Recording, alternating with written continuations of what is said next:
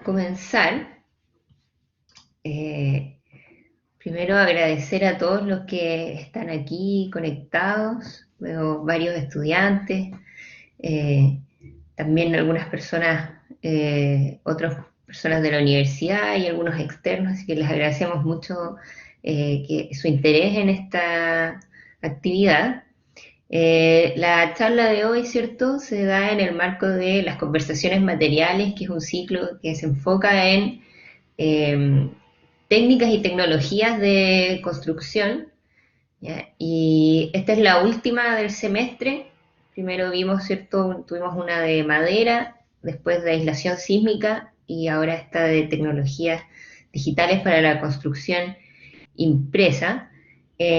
Para los estudiantes de mi curso, ¿cierto? Ya hemos hablado de este tema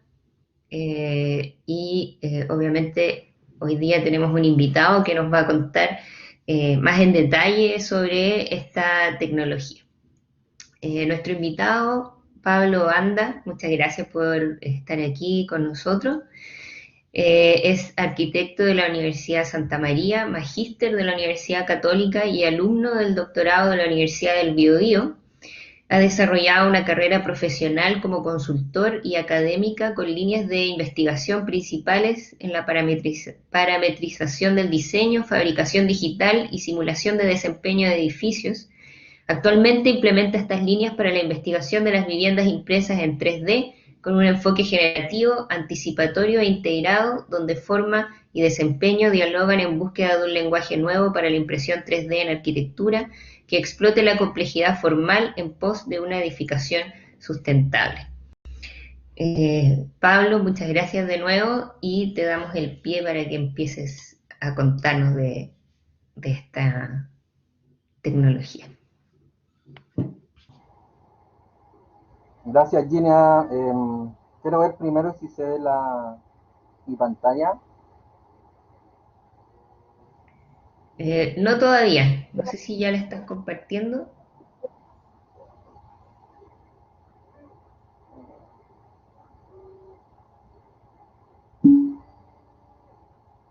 Ya, ahí está.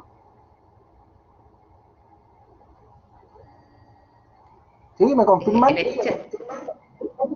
En el chat dicen que sí se ve. Ya, vale. Disculpa Pablo, vemos tu cámara, pero claro, no, la presentación no sé si estás compartiendo presentación. Sí, compartir pantalla, fíjate.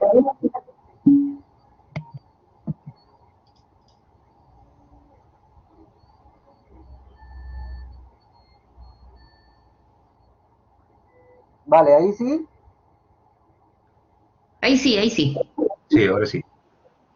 Ya. Oye, primero que todo, gracias, Gina, por la invitación. Gracias a la Universidad de San Sebastián por tenerme ahí. A todos los asistentes. Espero que esto sea una presentación amena para todos ustedes. Bueno, esto se llama Herramientas Digitales para la Construcción Impresa. Y quise sacarlo quizás un poco del marco de mi investigación de doctorado y de poner un approach más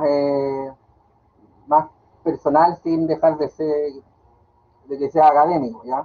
O de interés técnico.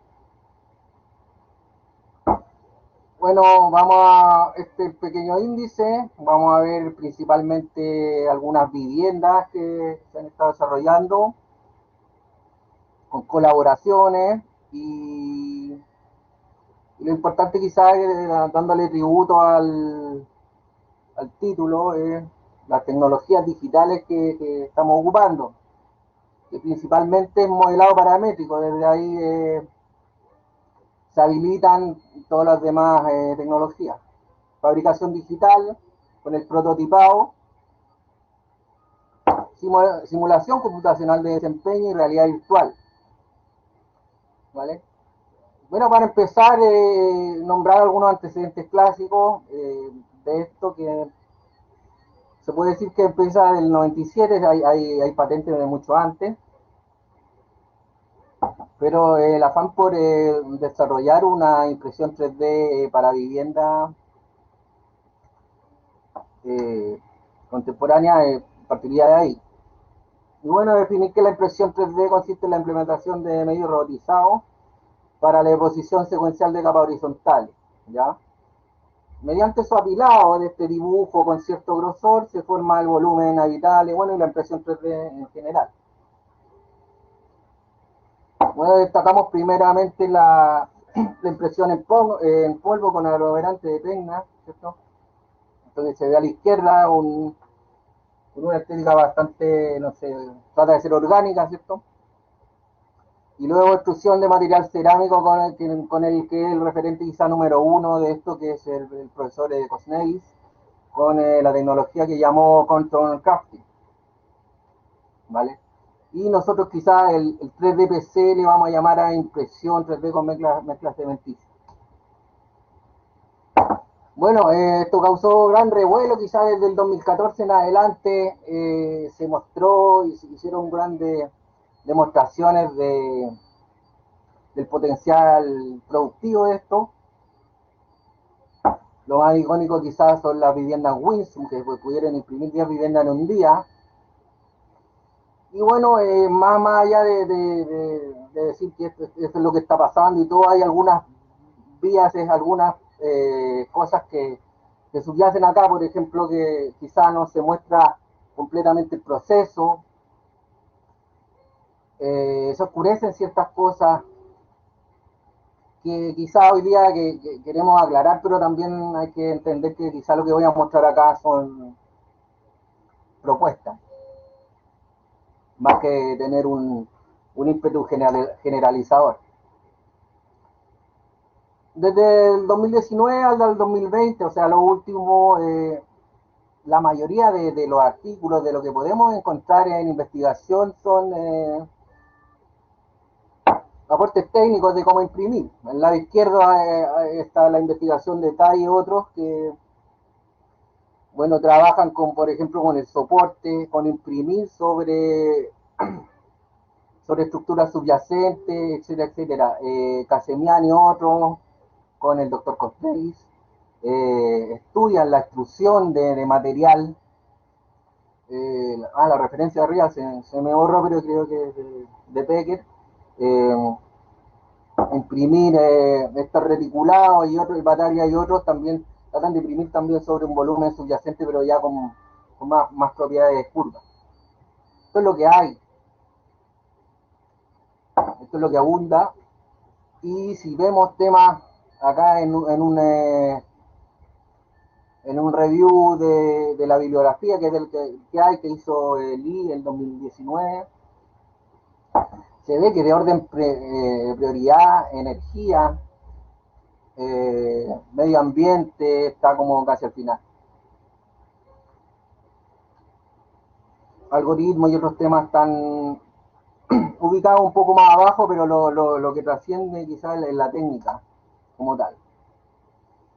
Bueno, hay que decir que nosotros empezamos como un grupo informal convocado por el Rodrigo García Alvarado de la BioBio en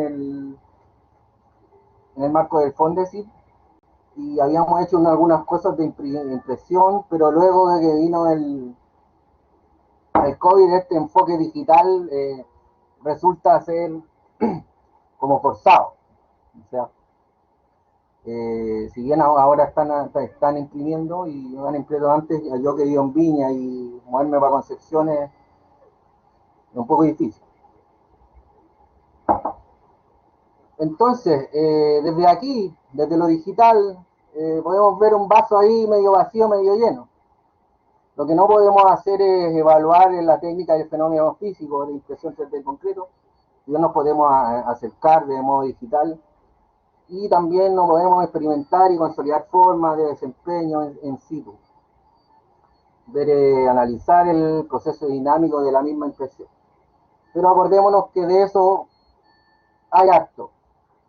Y los nichos de investigación quizás tienen que ver con la necesidad de producir análisis y mejora en las etapas tempranas de diseño, todo lo digital, todo lo previo, antes que esto se realice, la implementación de herramientas de simulación computacional validada,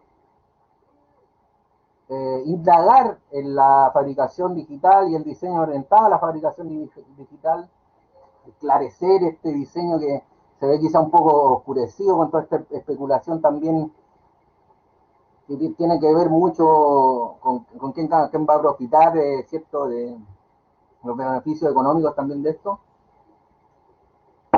Y bueno, la falta de análisis de desempeño intensivo también, sobre edificios completos, eso falta. En este enfoque digital, bueno, con la Ender 3, por decir algo, a nombrar alguna impresora y la realidad virtual, podemos irnos acercando también, y con arte y imaginación, ¿cierto?, al entorno real.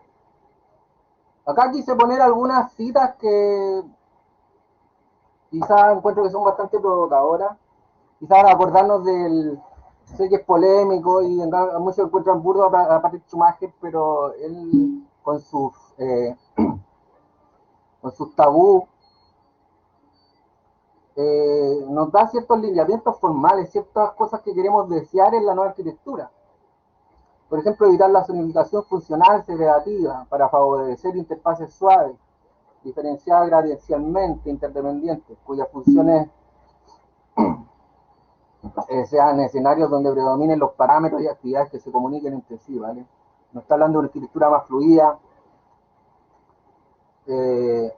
lo que es completamente realizable con la impresión. También recordar al gran Chuck Eastman, el inventor del BIM, cierto que en el año 2000, me extrañaban, ¿no? 2006 se mandó un statement bastante provocador, desafiando a Acadia, que es la Asociación por Diseño Asistido por Computadora en América, diciendo esto: desafía a Acadia a iniciar un consorcio con la industria para tomar control para la definición de la semántica de los objetos que son utilizados en nuestro campo, y desarrollar especificaciones para los objetos paramétricos con los que diseñamos. No es un rol de Autodesk, Bentley o Archicad el hacerlo, es nuestra responsabilidad. O sea que él está acusando acá que hay un trasvasije de contenido que se está viendo en un laboratorio por ingenieros, por gente que programa, y quizás nosotros estamos en alguna manera de forma acrítica utilizando estas herramientas y legando contenido externo, contenido ajeno a nuestras creaciones. Parte de lo que voy a mostrar tiene que ver con eso, cómo nos apropiamos de estos objetos paramétricos. Tiene un review paper, la ONOTE y otros plantea que la práctica requiere diseños más racionales, más inteligentes y que se apropien a las restricciones y parámetros de diseño, el desempeño estructural y los métodos constructivos. Todo esto, a mi parecer, está llamando a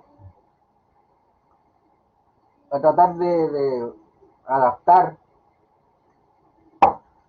o trabajar desde un paradigma digital más generativo, más integrado,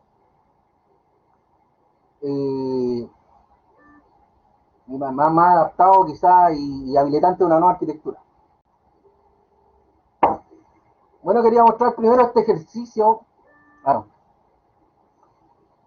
esta experiencia que yo con Verónica Arcos y yo como su parte técnica, ¿cierto? Esta es una colaboración con unos ingenieros argentinos ahí que estaban planteando una máquina radial polar para imprimir, y en el contexto de un concurso, aquí abajo está hay una expresión, ¿cierto?, de prueba. Bueno, les faltaba arquitectura, parece, se puede ver por ese cubo que así era. Una colaboración, esto debe haber sido el año 2017, si no me equivoco. Con lo cual nació esta vivienda, en la cual se trató, un diseño de Vero, yo lo mío la parte más como técnica de la impresión, la textura y todo eso, como tomar este esquema polar de fabricación, explotar las texturas, pero también mantener una especie de familiaridad con una vivienda más tradicional de dos aguas, etcétera, etcétera. Y aquí nacen las primeras experimentaciones en cómo se define esto, qué hace un arquitecto para imprimir una vivienda 3D. ¿Vale? La problemática de ¿desde qué nos hacemos cargo? Vamos a modelar en 3D y vamos a meter esto a un programa para crear un código G, como se hace para imprimir un objeto de plástico. Y bueno, lo que dice Gravista, se nota que estos muros necesitan una estructura interior, un outline, que es este patrón exterior, ¿cierto? Y coordinarlo de una forma lo más óptima posible, sin tratar de ahorrarse estos viajes que hace el cabezal sin imprimir. Entonces, quizá el primer desafío es entender que el código lo genera uno. Esto se basa de tomar decisiones a nivel de líneas y puntos y su coordinación. ¿Vale? Ahí voy a apurar un poco esto. Ahí se ve como, bueno, y aquí estamos visualizando en un programa de estos de impresión 3D, pero estamos con el código hecho desde antes, de forma paramétrica, ¿vale? De ahí se va viendo la vivienda que posee esta textura, que se empieza a cancelar acercándose a los vanos y al subir en altura, ¿vale? En el contexto ya de este grupo que se formó ahí se ve el equipo. Falta Rodrigo García Algarao en la UVB para empezar a explorar arquitectónicamente estas viviendas, las posibilidades. Se agregó esta segunda vivienda con propósitos para exhibirlo en el contexto del CIVI y frente a otras instituciones públicas y privadas. Acá Eduardo Valenzuela aportó en su momento con la visualización de la fabricación de esta vivienda y para evaluar espacialmente sus cualidades a nivel de realidad virtual. ¿Vale? Y ahí se pueden ver, bueno, notar el espacio, esta especie de alzaprimas bastante mínimas, pero que vienen a sustentar estas partes elevadas que se pueden caer, obviamente. Y aquí se ve como quizá podemos explorar algo que no está construido y tener alguna sensación, alguna evaluación a integrar con muchas otras evaluaciones para poder corregir el diseño, acentuar, etcétera, etcétera. Bueno, antes de la pandemia, a Verónica la invitaron ahí a la BioBio, yo como su parte técnica fui y junto a Alexis Salinas y Rodrigo García Alvarado empezamos a prototipar algunas cosas. Esto es después de haber hecho una especie de vasija que era una sección elipsoidal, entre elipsoidal con forma de papaya, se podría decir, empezaba a girar. Y esto se nos cayó y se notó que las paredes no estaban colaborando entre sí, tenían que ver un poco la relación entre el porte, el grosor del cordón, etcétera, etcétera. Y nos dimos cuenta que si este colapso podría formarse como algo, como un concepto de cooperación, de apoyo entre la cara frontal y dorsal, se podría sostener de mejor manera. Después de eso vino una especulación por mi parte de cómo entender estos patrones crear ciertas variaciones y buscar otros desempeños para este tipo de muros. Y como tal, bueno, surgió primeramente la evaluación de la posibilidad de caída a nivel local y la capacidad de mitigar la radiación solar incidente en fachada. Esto, que ahí bueno sale como riesgo de fallo, podría ser al medir la relación entre dos cordones. Imaginémonos que esto es en corte, y el cordón de abajo de impresión 3D está sosteniendo el de arriba. Cuando esto se empieza a descalzar, bueno, se va creando la doble curvatura, ¿cierto? O la curvatura en Z, pero también esto se puede fallar. Entonces, de cierta manera, estas pueden ser algunas herramientas bastante, no sé, adelantadas también, prematuras quizás, de cómo poder visualizar el riesgo de fallo de un muro. Y bueno, también mucho de lo que tiene que ver con impresión 3D implementa este tipo de cosas. Esto me lo desarrollé como para un workshop del Digital Features, que el mes que viene parece, tiene su segunda versión. ¿Y qué pasa si también se puede utilizar este fenómeno físico como para crear esta especie de estética como orgánica, sustentada en la física para crear particularidades en los muros? Esto al final es como la implementación de este fenómeno. No obstante, a escala meso, ahí como a escala del medio metro, del metro, no hay información. O sea, este muro de acá se debería haber caído y no lo hace. Por lo cual hay que implementar y dialogar con ingenieros mecánicos para ver cómo se simulan estas cosas. Otro efecto positivo puede ser la radiación incidente acá, simulando en una fachada norte para Calama. Se puede ver que se baja la radiación promedio como en un 40%, metiendo estos patrones de rugosidad. Otras variaciones, o sea, es importante también entender que la retícula de interior de estos muros, como es un corte del muro, o sea, un corte en el plano aquí del muro, modifica la conductividad de calor. Aquí hay todo un régimen de puentes térmicos, zonas vacías y llenas que van variando la transmisividad de los muros.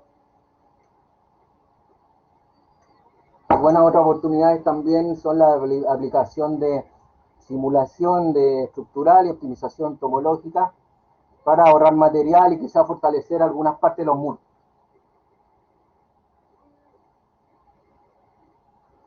Bueno, el año pasado me tocó hacer clase en la UILA, en un curso que se llama Sistemas Constructivos 2,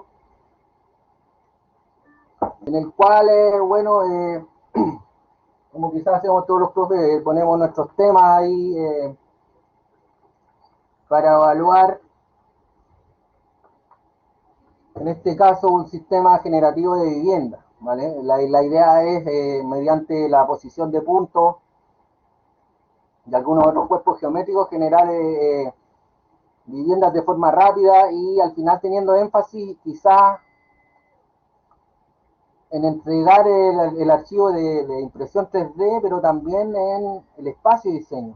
Nosotros vemos acá que con dos parámetros, en realidad el alumno se da cuenta que más que una instancia única de diseño, hay un espacio de variaciones, lo que abre quizá más al entender las posibilidades de la parametrización en general y vincularla con esta buena técnica de fabricación. Bueno, y esto vino madurando y en el contexto de mi participación en el Fondesit, en el cual también está Gine, ¿cierto? Se trató de generar una metodología de diseño de vivienda generativa. ¿Y por qué? Porque en realidad se entiende que se está oscureciendo un poco y cada uno se guarda cómo hace lo que hace. Estas cientos y tantas viviendas son bastante herméticas en cuanto a su proceso de diseño. Se ve por ahí, si uno pausa lo poco que hay, se puede ver un grasshopper, alguien programando algo, haciendo alguna cosa. Pero nuestro afán ahí es también esclarecer un poco, no quizá teniendo una propuesta canónica, pero esclarecer el diseño, el proceso de diseño. Bueno, esta tarea de diseño, esta metodología tiene 5 etapas, en las cuales primero se crea una envolvente, sus subdivisiones, se establecen los vanos donde se quieren vanos, donde se quieren puertas y ventanas, se especifica y se propaga la ruta de impresión y luego se procede a la fabricación, ¿vale? Acá, bueno, va un videito, me dicen si se ve. ¿Se ve esa parte? ¿Se está viendo? Está en pausa todavía. ¿Guinea? Sí, se ve, está en pausa. Sí, se ve. Ya vale. Bueno, entonces acá yo lo que estoy haciendo es elegir un grupo de puntos para evaluar una instancia y generar esta vivienda generativa, que en realidad son los muros, ¿vale? Y acá de destacar hay que decir que, bueno, a nivel de programática, de adyacencia, de funcionalidad, todavía no está incluido en este sistema. No obstante, hay subdivisión espacial y una generación material que creo es coherente, independiente que le demos más o menos curvatura a los muros, ¿vale? Entonces, en esta etapa se está introduciendo estos puntos y ahí se puede ver cómo se genera una envolvente. A ver. Y se identifican ciertos espacios. Como tal, estos espacios tienen mayor o menor atracción, o sea, empujan en mayor o menor manera la envolvente, ¿vale? Y esto es completamente editable. Ahí se está editando el tamaño de estos espacios, ¿vale? Y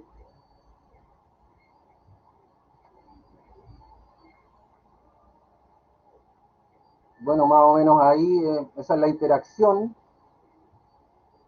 Y el paso siguiente vendría a ser establecer puertas y ventanas, ¿vale? Que repito, cuando de esto tenga más conocimiento embebido de programática y ciencia, debería hacerse automáticamente y sin esto, la necesidad de estar identificando visualmente los componentes, ¿vale? Acá lo que viene es, yo quiero hacer ahí sacar cierto muro de entre medio, ahí está, para tener en el centro un espacio más grande, ¿ya?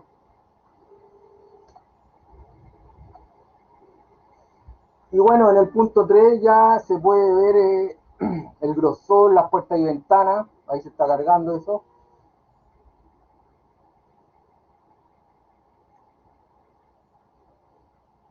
Y bueno, ahí también se ven algunos problemas, quizá. El vano, como tal, está un poco corrido acá.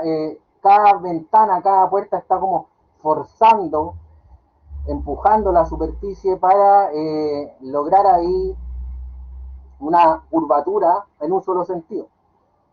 En ese sentido, ahí en estas ventanas podemos tener paneles que se pueden ir como facetando, porque se sacó la curvatura en Z, para eso, ¿ya?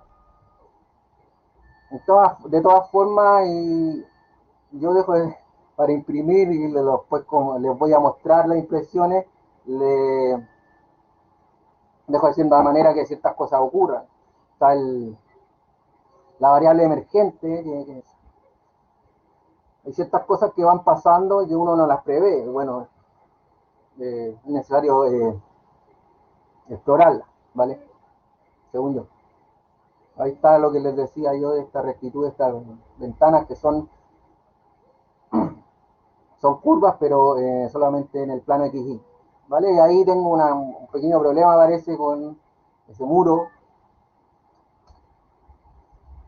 Y en realidad voy a la fase 1 para agrandar un poco este espacio número 3, dado lo reducido, generaba ese error, ¿vale? Ahí luego se corrige esto y ya empezamos con la visualización de...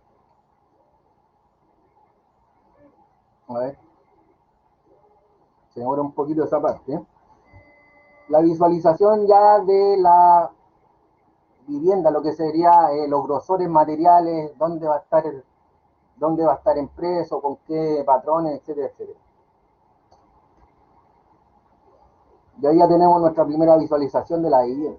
Nótese que ahí se ve claramente patrón exterior, interior, cómo en realidad este zigzag se acerca pero no colapsa con respecto a las paredes. Y podríamos decir que a pesar de la ventana, en realidad esta es una opción viable. Con lo cual pasamos al proceso número 5, que es el proceso de la impresión 3D, ¿vale? Ahí básicamente lo que se ocupa es un exportador de estas polilíneas ordenadas al final que se crean. Y se crea el código G aquí dentro de Grasshopper y se exporta en un visualizador de G-Code, un programa comercial, como en este caso de Simplify 3D.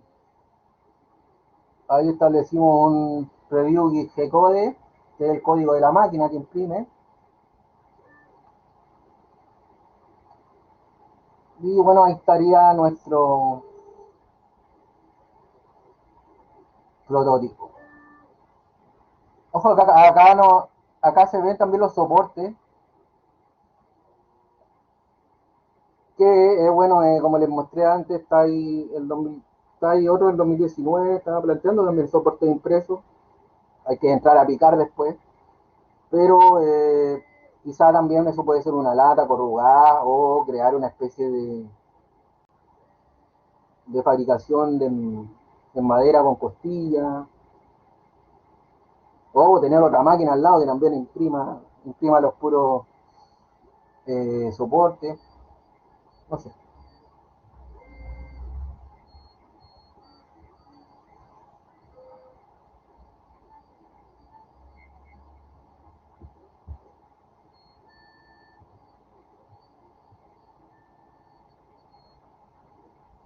Ahí lo que les quería mostrar acá es básicamente esto, para que crear un sistema, o sea, este sistema teniendo en cuenta, tratando de generalizar el diseño de la vivienda, y por eso está en este sistema de locaciones, que ahí se ve como, ¿cierto?, una especie de montones de cajas torcidas. Pero la gracia de esto es que es un sistema, imagínense un sistema de coordenadas en el cual puedo propagar patrones distintos de impresión, ¿vale? Agrandar también los grosores, y lo que voy a hacer en el futuro es indagar ahí en el interior, viendo si va a haber algún mueble empotrado o alguna textura, como la que les mostré en la casa anterior.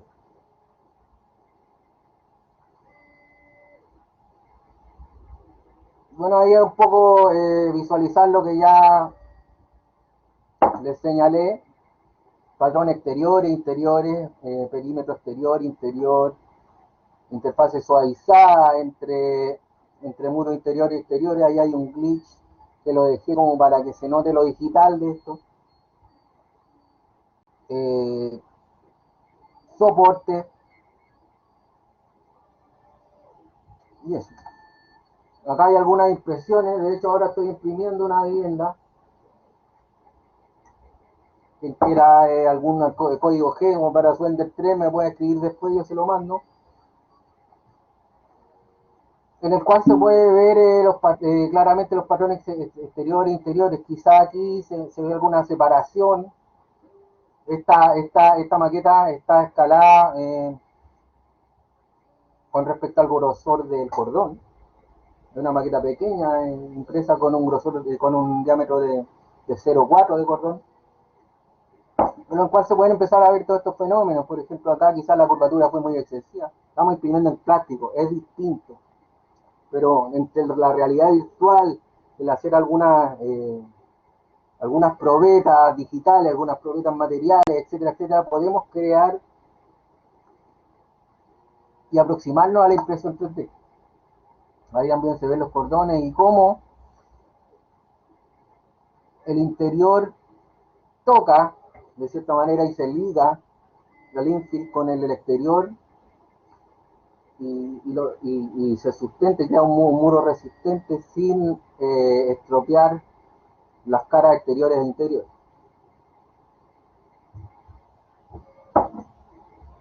Ahí hay otras imágenes de estas viviendas.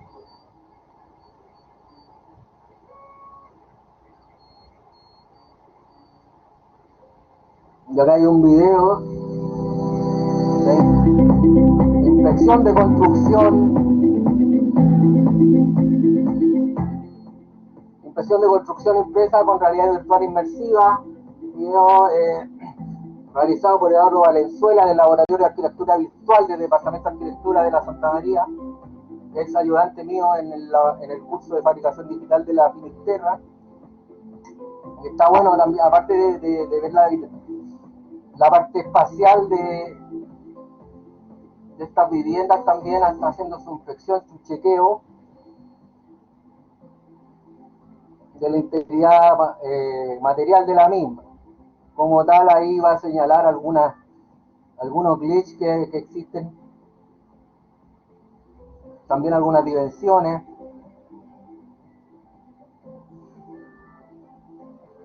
Y como digo, esto y el conjunto de tecnologías quizás como la fabricación a escala puede aproximarnos a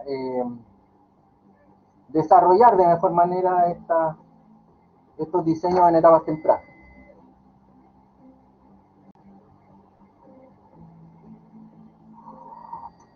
Nótese también que afuera está una máquina cartesiana, o sea, con ejes X y Z, con las cuales bueno, existen un montón de máquinas. De hecho no ahondé mayormente en el tema con respecto a eso, pero estas máquinas se desmontan y son máquinas cartesianas, o sea, trabajan con coordenadas X y Z y coordenadas asociadas a la extrusión, a la no extrusión, extruir más o menos, velocidades, etc. Vale, muchas gracias también a Eduardo por este gran video. Y acá hay otra colaboración de Max Pasol también, actual encargado del curso de fabricación digital en la Universidad Finisterra, el cual se puede ver más o menos el entorno en el cual queremos que estén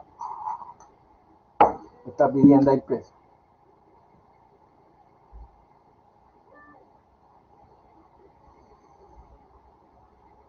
Vamos a partir al análisis de vivienda generativa, ¿vale? ¿Qué pasa? Está comprobado que la impresión 3D en concreto quizá puede alcanzar fabricar viviendas más rápido, con menos costo, algo con menos mano de obra. No sé si es malo o bueno, ojalá que la gente también, en el ideal, pueda puede dedicarse a cosas que, ¿cierto?, le leen el espíritu y las condiciones económicas básicas alguna vez sean sustentadas, ¿vale? Pero de lo que se trata aquí es explorar la capacidad formal parametrizada en el entorno digital.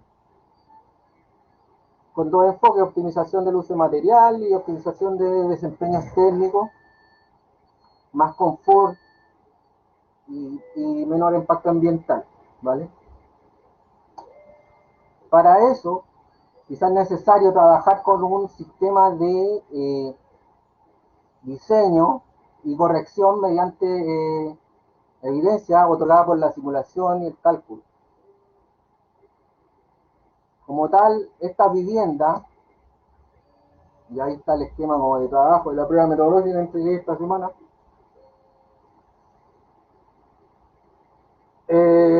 merece ser evaluada. Ahí hay una propuesta de topologías de espaciales, estas viviendas que le he empezado a mostrar, y la idea es tomar un montón de estas viviendas, variar sus orientaciones, variar su curvatura, variar la cantidad de ventanas, etcétera, etcétera, para perfilar su comportamiento a nivel local, y que tengan estas formas, entre comillas, raras. Es un aporte en realidad para el impacto ambiental, no lo sabemos. Es necesario evaluar todo esto. Acá hay una evaluación que consiste de una evaluación energética. Esta vivienda estaría consumiendo casi 50 kWh al año para la calefacción, y no hay tanto refrigeración, o sea, aire acondicionado, no hay mucho calor. Estas viviendas se simularon en Temuco con un muro, con una emisión de 25, y bueno, ahí están los resultados. La idea es quizá no detenernos en una vivienda como tal única, sino hacer la simulación de este grupo de viviendas completa. Y esto se realiza en un programa que se llama Design Explorer, ahora actualmente se llama Thread, pero todavía está en beta, en el cual podemos tomar este montón de viviendas y evaluarlas. No expliqué. La gradiente que está en el interior es la iluminación útil, en la cual las zonas más claras establecen que hay mayor iluminación útil, valga la redundancia, pero en las zonas más oscuras pueden tener poca iluminación o demasiada iluminación, como es el caso acá de esta zona que está cerca del perímetro, ¿vale? Lo que está afuera es la radiación solar, y se entiende porque hay valores más altos en el norte y más bajos en el sur.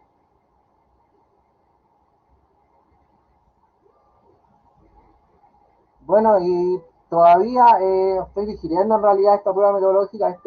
Esta interfaz se llama Thread, y en la cual podemos evaluar y mirar algunas cosas. Voy a hablar de algunas generalidades, dos o tres generalidades de resultados.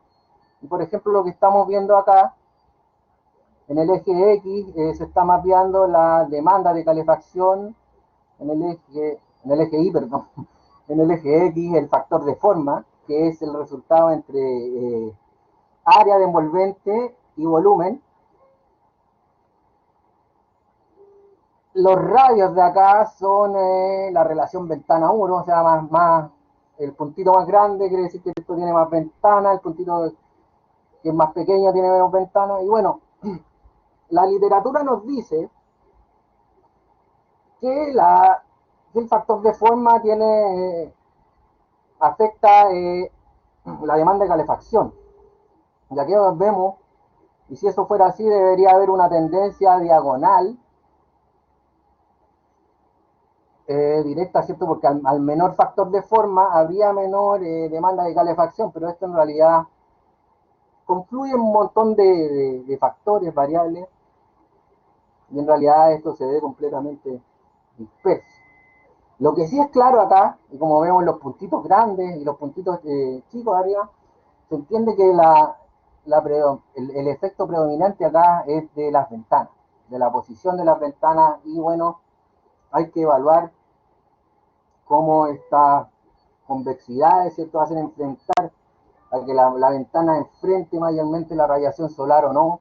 ahí hay todo un tema ahí que está al día acá, porque creo que es importante evaluar a nivel de superficie y tener y cruzar la información a nivel de superficie para, bueno, como dije anteriormente, tener claro si estas formas, entre comillas, raras o curvas, pueden generar viviendas que sean mejores que viviendas convencionales, ¿vale? Lo que quería mostrar acá es que, a ver, a menor demanda energética, no se ve una tendencia a plantas más compactas. Lo que predomina acá, ¿cierto?, es el window to wall ratio, ¿cierto?, que es la relación ventana-muro, y las mejores viviendas ranquean con la mayor relación ventana-muro. Lo que sí se ve en tono acá cian y rojo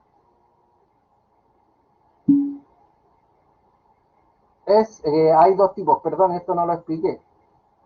Los tonos cian son viviendas con fachadas convexas,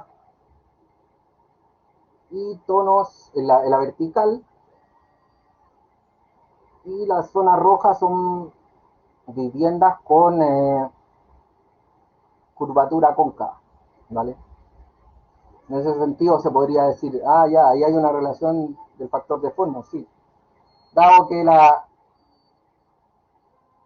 a ver, la forma cóncava genera superficies de techumbre más grandes, de por sí tiene un factor de forma mayor, y esta especie de alero que se crea con la forma cóncava produce mitigación de la radiación incidente, de la ganancia solar. Eh, ¿Cómo estamos en los tiempos, Virginia? Eh, Bien, pero ¿cuánto te falta? ¿Te falta mucho? No, ¿No? creo Ya. que estaría bueno escuchar qué les parece, algunas preguntas, y si podemos ir ahondando un poco más en el tema. Tengo acá unos bonus hacia abajo. Ya. Hay hartas Durante preguntas todo yo, interesantes. sí, ya. No sé si quieres cerrar o... Sí, voy a cerrar agradeciendo a Eduardo Valenzuela y al Laboratorio de Arquitectura Virtual de la USM, a Maximiliano Paso del Stereometric System Studio, y a Natalia Neira por las imágenes. Eso. Y a la Universidad del Biobío también el profesor Rodrigo García Alvarado, que es quien gesta y da el espacio para realizar este tipo de exploración. Eso. Dejo de compartir, ¿cómo lo hago? Arriba hay un circulito que te permite dejar de compartir. Bueno, Pablo, muchas Bueno, gracias por esta presentación.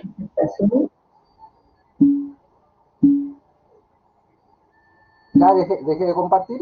Oye, gracias por todo. Ahí dejaste de compartir. ¿Aló? Ya.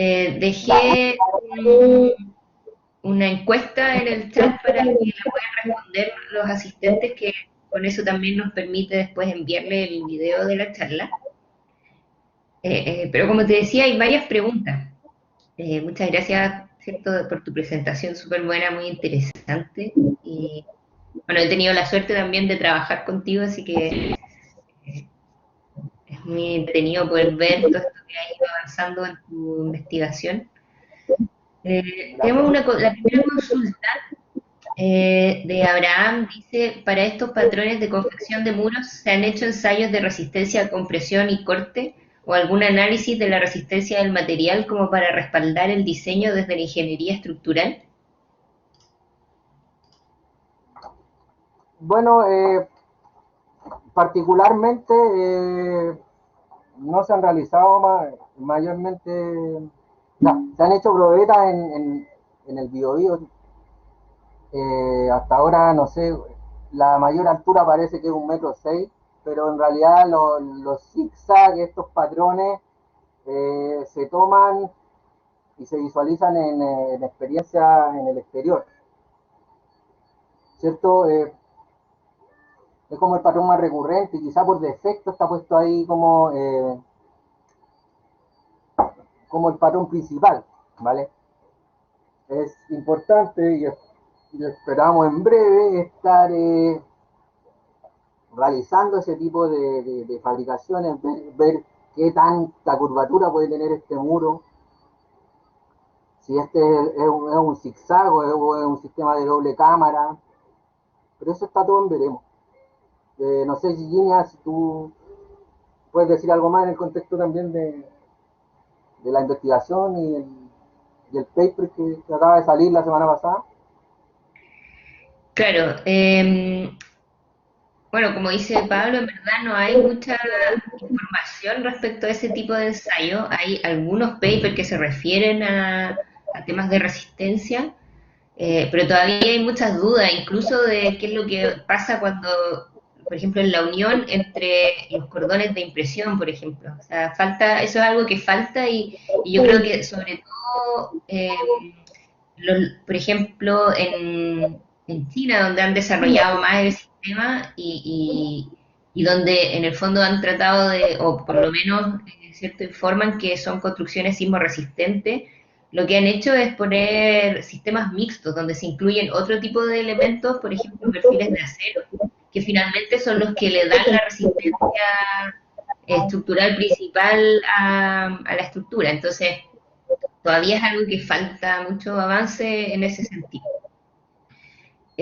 Hay otra pregunta de Alex que dice, ¿qué plugins utiliza? ¿Sí? Quería referirme quizá a la mayor cantidad de material, a mayor cantidad de material tenemos mayor impacto ambiental.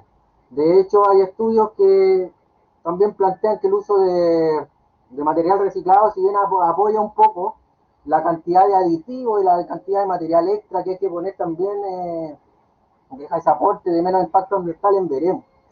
El uso de refuerzos también. Todo lo que vamos sumando a esto establece el material mayores impacto ambiental. Entonces es importante tener estas pruebas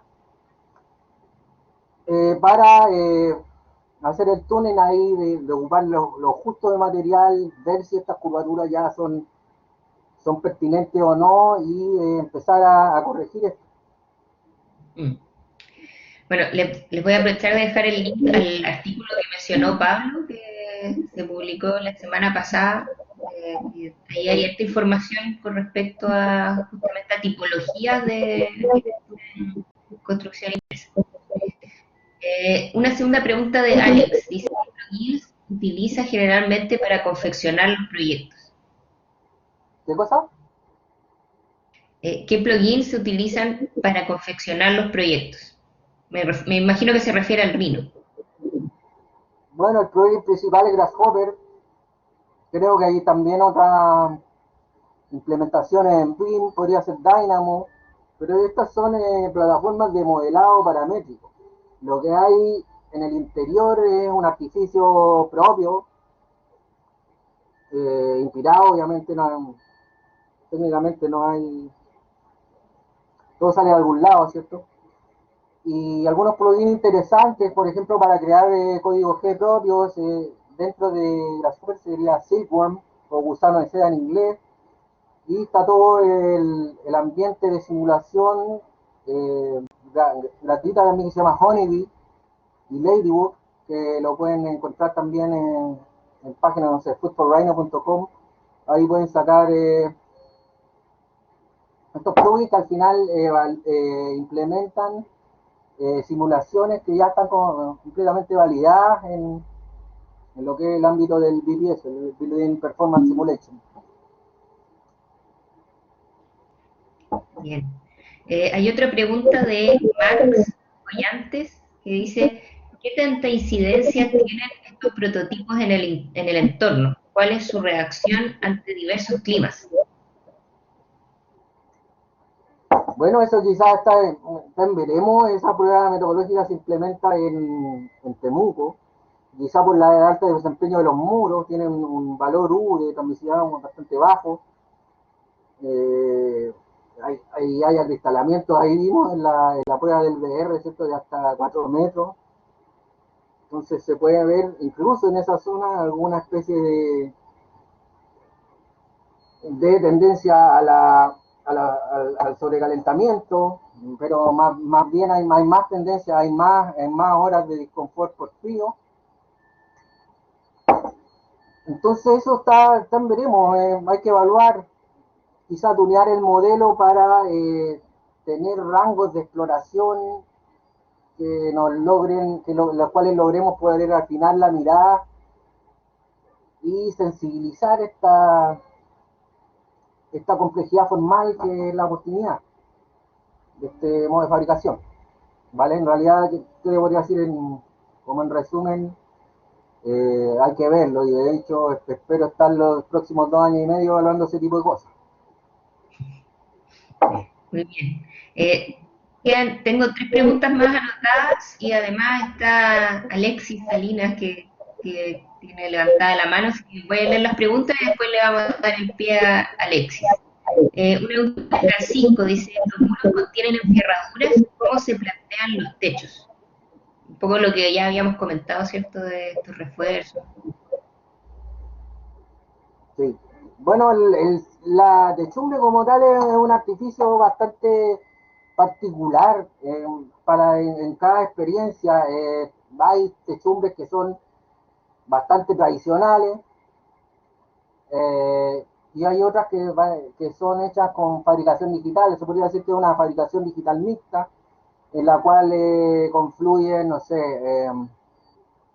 corte por CNC de vigas de panelización para lograr curvatura en techumbre también, pero como no hay consenso de eso y al final quizá termina siendo como una opción de cada proyecto, eso no está siendo evaluado. Y bueno, también es uno de los debe quizás de esta investigación, que, como les dije, va a seguir por mucho tiempo más. No sé Sí, la si techumbre. Gina puede agregar algo también con lo que se vio en el paper. Sí, la techumbre es uno de los elementos menos trabajados hasta ahora, yo creo, de este tipo de sistema. Cristóbal pregunta, para este tipo de construcción curva, ¿no sería esto una limitación para la implementación de ventanas, puertas y muebles al interior? La mayoría debería construirse a la medida, por lo que en teoría debería funcionar mejor una forma más racional, considerando que serían construcciones de rápida fabricación para evitarse de manera pronta. ¿Hay una justificación o comparación con una forma más racional? Y si se puede añadir aislante entre los muros. Bueno, claro, hay bastante experiencias de evaluación, de suma de aislante dentro de estos muros, entre medio de estos cordones. Es necesario también para llegar a un estándar y que esto por lo menos pase la transmisividad que establece el Nimbus, ¿cierto?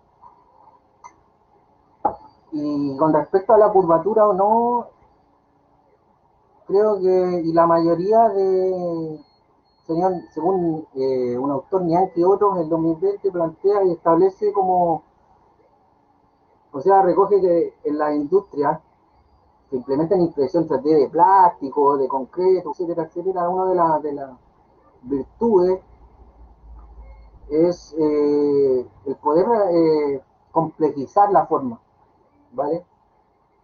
También en las tendencias y en ese paper que les recomiendo que todos lean, también hay una tendencia desde muros, ciertos rectos, rebajados en la esquina, hasta muros completamente curvos, doble curvatura, incluso que empiezan desde abajo. Entonces quizá no es de forma crítica que se están implementando estas curvaturas, sino que tienen que ver con explorar el potencial. Y con respecto a la enfierradura ya hablamos, ¿no? Había preguntado eso. No, eso fue la pregunta de antes, de si Y llevaba en encerradura. realidad se está especulando todo esto y de cómo implementar esta tecnología en Marte. Y no sé, no creo que vayamos con una casa modernista a Marte, imprimir, ¿ya? Otra cosa, que en todos estos muros, si bien ahí se ven muros lisos y todo, está en una segunda etapa en meternos en el interior y ver cómo se embeben dentro de los muros los muebles, los walking closets, quizás una protuberancia nos puede crear una tina, un lavamanos. Creo que habría que explorar en ese sentido ese tipo de inclusiones. Y no obstante, y por ahora, en los muros, hay muros rectos en el interior, entonces a nivel de que te quede la cama mal apoyada, no creo. Vamos a apoyarte en los muros interiores por ahora, eso podría decir. Sí, en verdad igual también, solo quiero acotar que, claro, por un tema como de funcionalidad, siempre los muros rectos es como lo que más se usa, pero en términos estructurales, las formas estructurales que utilizamos actualmente no son necesariamente las más eficientes, o sea, pueden haber otras formas geométricas, curvas, qué sé yo, que pueden resultar más eficientes. Así que también, como dice Pablo, es una exploración todavía. Y obviamente antes de decir esta es la forma de construir, hay que ver todas las posibles ventajas o desventajas que pueda tener. Hay una última pregunta de Max Pasols que dice, ¿cuáles serían los primeros prototipos a imprimir y qué probarían? ¿Cómo se genera la evaluación física y la retroalimentación entre prototipo y modelo digital? Entonces preguntan Max con respecto a lo que se imprimiría uno a uno, creo yo. La verdad Yo creo, que bueno, todo lo que hemos estado acá se está como está circunscrito, ¿cierto? En el fondo y todo, pero creo que eso se tiene que afinar en todo el equipo y todo el equipo de la colaboración que vamos a hacer. Eso creo que está completamente en veremos. Tiene, tienen que participar ahí ingenieros y equipos de arquitectos para realizar esto. No, no, no veo tan claro eso como va a contestarlo Max. bueno, y una última pregunta yo sobre el material base para la impresión, sobre qué contiene, las variaciones de su composición. Imagino que algunas pueden dar mayor resistencia, pregunta Abraham. Ese es otro tema interesante, de la composición de las mezclas. Es interesante, hay algunas, está quizás algunas mezclas, pero en realidad la mayoría de las experiencias como que oscurecen también este tema. Lo que sí es positivo encuentro yo que últimamente se ha implementado el grafeno para imprimir y eso establece la capacidad de generar mayores doble curvatura, le da más plástica a la impresión 3D, que al final si uno ve estos 120 y más viviendas y edificios tienden a tener una curvatura solamente en el plano horizontal. Quería ver si Alexis iba a hablar, decir algo. Sí, Alexi, hay una última pregunta que dice, ¿hay algún índice de cuánta transmitancia térmica van a poseer estos muros? Sí, hay una respuesta para eso, me parece que no todavía. No, pero hay estudios bastante detallados de cómo se van sumando como estas capas de zigzag, multicámara, también cómo al introducir aislación se puede llegar hasta aislaciones bastante altas, del orden del 0,3 de transmisividad de valor U. Sí. A ver, vamos a dejar a Alexis que haga su pregunta y de ahí leemos una última pregunta que llegó al chat. Hola Pablo, ¿me Hola escuchas bien? Alexi, Hola, qué gusto verte aquí en la no se casa con el escucha. Benjamín también, así que felicidades por estar aquí. Quiero hacerte una pregunta. No Alexis, se escucha. está un poco bajo tu audio, tu voz. ¿En serio? Déjame ver, a ver cómo soluciono eso. Voy a hacer la pregunta mientras soluciono el audio entonces. No, dice, Ahí se escucha. A ver, ahí sí, ¿se escucha bien? Sí, Ya, mira, ya, Claudio. hacer un pequeño review de lo que dijiste respecto a la impresión 3D, claro, mucho desarrollo técnico, tanto las primeras exploraciones en arquitectura son muy tradicionales, muy convencionales. El camino que tú estás llevando justamente empuja a la arquitectura a un lugar de desarrollo y forma y diseño nuevo. La pregunta que quiero hacerte es cómo tú ves la implementación de tal arquitectura impresa que tiene mucho arraigo de poder ser un poco masiva y quizás en eso vivienda social es uno de los campos. ¿Cómo tú ves como el impacto cultural respecto a esta nueva tipología o nuevo lenguaje de la vivienda respecto al usuario? ¿Cómo tú ves ese escenario?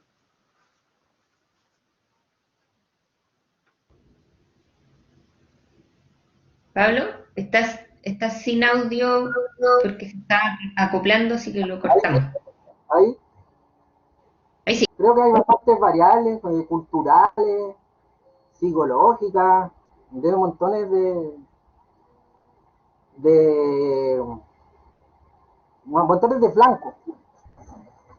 Por ejemplo, la segregación espacial quizás es cuestionable, quizás es opresora, quizás ahora podemos establecer interfaces más fluidas y crear una orgánica al interior de las viviendas que tenga que ver menos quizá con un esquema de habitar preestablecido, con una jerarquía familiar, la fantasmática, voy a ir hasta Freud, creo yo, tratando esos temas. Y también la idea, bueno, y hablando en simple, es cómo gatillar una sensación de futuro, una expectativa, que estamos construyendo algo nuevo, hay matemática implementada, hay complejidad y desde ahí hacia arriba esto se puede, no sé, eh, trabajar a nivel también el tema de desempeño, cómo esta vivienda al final se vuelve un cuerpo dinámico, fluido, capaz de interactuar con el exterior. Y hay temas, obviamente, de desempeño y también temas culturales. ¿Vale? Esta forma por defecto que se evalúa la que hay una vivienda, ¿cierto? Eh, trata de como provocar y ciertamente convocar este tipo de cosas. Alguien podría poner, no sé, una cara, poner las caras de su hijo en la fachada, algo, se pueden hacer un montón de cosas y creo que es necesario convocar eh, multidisciplinarmente de la humanidad a la ciencia más dura para evaluar y hacer carne esto, que no creo, si bien estas viviendas son planteamientos de esta curvatura un poco, no sé, o personal o que trata de revelar cierta oportunidad, creo que esto lo tenemos que ver entre todas y todos. Eso. Gracias Pablo. Bien, hay una última pregunta. Quiero aprovechar de recordarles de responder la encuesta. La última pregunta de Edith dice, ¿cuál sería la limitación en altura? ¿Hasta dónde crees que se podría llegar? Bueno, yo no recuerdo línea, pero cuál es el porcentaje como de viviendas pesquisadas que son de un piso más, era bastante pequeño y eso es claro porque hay que tener refuerzo, esta ya de la impresión 3D, la cáscara quizás es como la estructura, pasaría a ser como una estructura secundaria ya. Y en realidad la limitación quizá tiene que ver con que estamos todavía como en una etapa como de exhibición de la tecnología y es más fácil, no sé, hacer una vivienda de un piso unifamiliar y decir somos esta empresa y hacemos esto, que pasar a viviendas de mayor altura, pero Winsing creo que tiene edificios de más de 3 pisos, ¿no? En Bélgica se hizo una vivienda con 2 pisos, pero requiere mayor robustez y mayor implementación de estructura, llegar a eso. Yo tengo igual a ver, ¿no? Que tenía como unos bonos de vivienda agrupada, pero no sé si al tiempo. Mejor, quizá no. Como quieras. No hay más consultas por ahora, pero claro, de lo que tú preguntabas, eran muy pocos los casos de vivienda de más de un piso o de construcciones de más de un piso con el sistema impreso, de lo que pudimos revisar. Vale. Bien, bueno, esas Quizá fueron todas las todo eso, ¿no? preguntas. ¿Cómo? Nada, que quería ver si puedo compartir Sí, dale.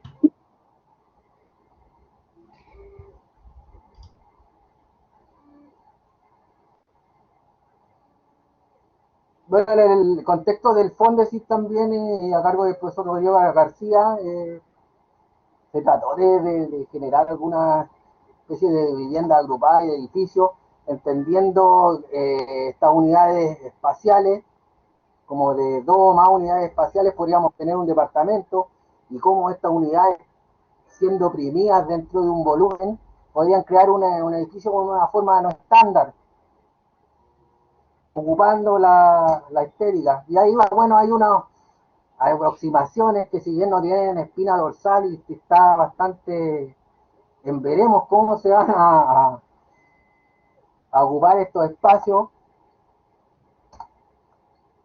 hay alguna capacidad de, por ejemplo, tener en un mismo edificio departamentos tipo estudio, departamentos, no sé, para familias grandes, etcétera, etcétera.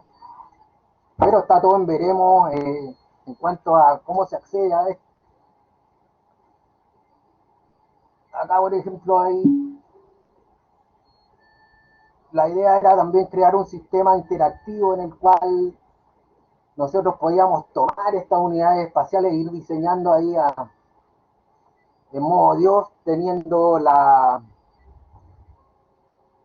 algunas restricciones físicas, como la gravedad, que estos cuerpos no se intersecten entre sí,